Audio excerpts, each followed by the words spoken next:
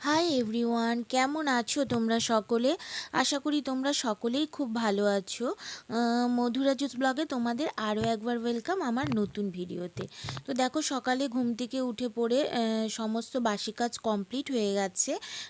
আর tiffin সেরে নিয়েছি, আর আমার বরমশাই গেছে বাজারে। তো আজকে শরীরটা বিশেষ একটা ভালো নেই, তাই বেশি কোনো পদ রান্না করব না। তো ওকে বলেছি যে জ্যান্ত কোনো মাছ নিয়ে আসতে। তো দেখো, ও বাজার থেকে চলে এসেছে, আর এখানে নিয়ে এসেছে ল্যাটা মাছ। তো ল্যাটা মাছগুলো তো নুন দিয়েছি, তাও মরেনি, একদম লাফালাফি করছিল। তো লাফালাফি করতে করতে তো অনেক মাছ নিচেই পড়ে গেছে গামলা থেকে। তো এরকম মাছ লাফালাফি করলে আমি আবার কাটতে পারি না। তো আমার বর আজকে সমস্ত মাছ কেটে দিয়েছে।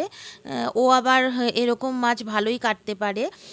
তো মাছের সাথে কিছু সবজিও আনা হয়েছিল, যেমন আলু এনেছে, কাঁচা লঙ্কা, আমলকি আছে, পেঁয়াজ কলি আছে, বেগুন আছে, লেবু আছে। তো কিছু সবজি বাজার করা হলো। কিন্তু আজকে ভেবেছি অন্য কোনো কিছুই ভাজা বড়া আর করব না। তো যেহেতু শরীরটা বিশেষ একটা ভালো নেই, তাই ভেবেছি ল্যাটা মাছ পেঁপে দিয়ে একদম পাতলা ঝোল করব, একদম কম মশলা দিয়ে।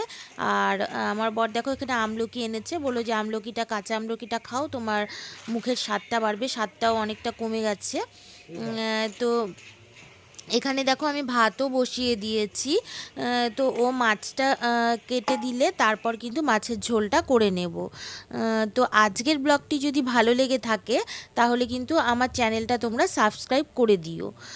তো এখানে ভাত বসানো হয়ে গেছে, আর মাছের ঝোলটা করে নিয়ে আর কোনো পদ করিনি, সমস্ত কাজ সেরে নিয়ে দুপুরে খেতে বসে গেছি। তো আজ এখানেই শেষ করছি, দেখা হবে আবার নেক্সট ব্লগে। ততক্ষণ তোমরা খুব ভালো